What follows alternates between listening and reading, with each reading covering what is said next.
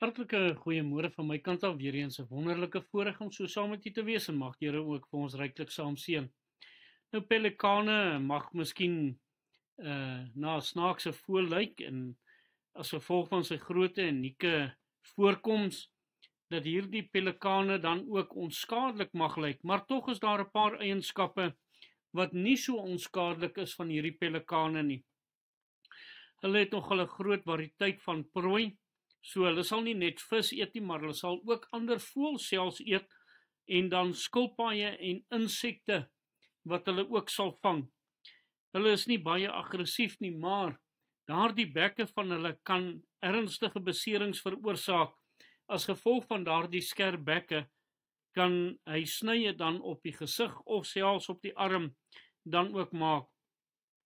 En tog val hierdie groot voëls ook prooi vir haie, robbe en dan ook roofvoëls soos arende en groot valke. So net so 'n bietjie interessantheid rondom dit. Net so kom die Here en hy wil ook vir ons kom leer omtrent die opdrag van die Here Jesus as hy dan ook sê kom agter my aan en ek sal julle vissers van mense maak. In 2 Korintiërs 4 vers 6. Want God wat gesê het dat daar uit duisternis lig moet skyn.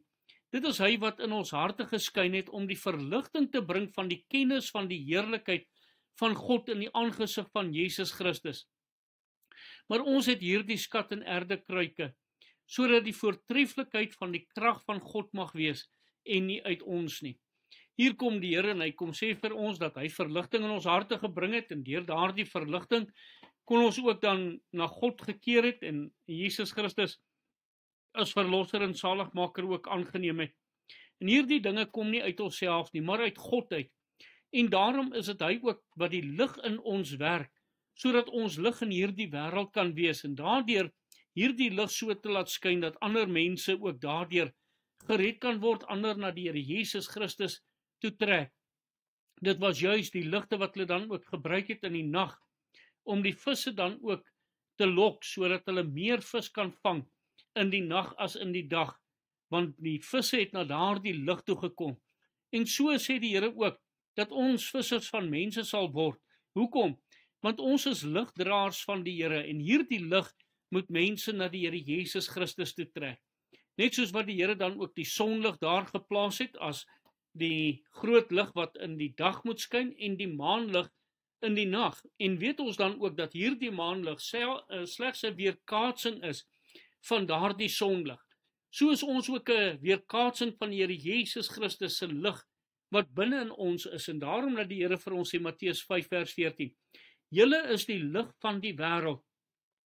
En as hy praat van hierdie lig, 'n mens kan nie die lig wegsteek nie. Wanneer die lig skyn, dan verdwyn die duisternis. Daarom, as volgeling van die Here Jesus Christus, kan ek nie daardie volgelingskap wegsteek nie. Matteus 5 vers 14 sê dit baie duidelik. 'n Stad wat bo op 'n berg lê, kan nie weggesteek word nie. En 'n mens steek ook nie 'n lamp op en sit dit onder die maatemmer nie, maar op die staander en dit skyn vir almal wat in die huis is. So moet ons deur Jesus Christus vir hierdie wêreld laat skyn, hierdie lig wat hy in ons geplaas het. En dat ons sal toelaat dat hierdie lig in ons daardie verligting in ander mense se harte en se lewens dan ook mag hê. Dat ons daarvan sal getuig van hierdie wonderlike lig wat ons ontvang het en daardeur ook dat hierdie mense met wie ons praat ook daardie verligting kan kry. Hierdie lig is juis om God te verheerlik. As hy dan ook sê Matteus 5 vers 16, laat julle lig so skyn voor die mense, dat hulle julle goeie werke kan sien en julle Vader wat in die hemele is, verheerlik. Ek wil vra, liewe toehoorder, my lewe, verheerlik dit God. Daardie verligting, bring dit verligting van die Here Jesus Christus in mense se harte en se lewens. Kan hulle in ons lewe sien dat Jesus Christus lewe en dat hy in ons skyn. Want dit sal God verheerlik en wanneer hy verhoog word en hierdie lig uitgereik word na ander mense toe, sal daardie lig ander mense ook trek. Filippense 2 vers 15 sluit ek mee af. Sodat julle onberispelik en opreg kan wees, kinders van God, sonder gebrek te midde van 'n krom en verdraaide geslag, onder wie julle skyn soos ligte in die wêreld, deurdat julle die woord van die lewe vashou my tot 'n roem teen die dag van Christus, dat ek nie verniet geloop en nie verniet gearbei het nie.